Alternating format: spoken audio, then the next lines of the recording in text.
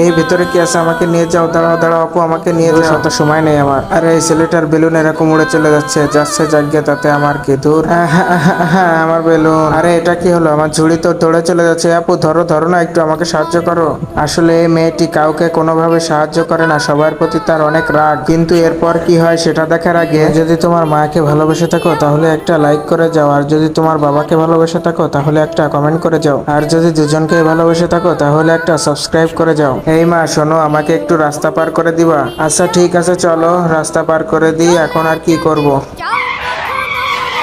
ওরে বাবা, এটা কি গাড়ি চলে আসছে, আমাকে বাঁচাও। এই ভাই, এরকম ভাবে কি কেউ গাড়ি চালায়? রাস্তাতে দেখে গাড়ি চালাতে পারেন না? মা তুমি সত্যি একটা ভালো মেয়ে, বেঁচে থাকো মা, তুমি বেঁচে থাকো, আমি এখন আসি। কিন্তু এই মেয়েটি তো জানে না ওই লোকটি আসলে ছিল একটি জাদুকর। তারপর থেকে ওই মেয়েটির সামনে যে আসে তাকেই সেই মেয়েটি সাহায্য করে। আসলে ভালো কাজ করলে সবাই খুশি হয়।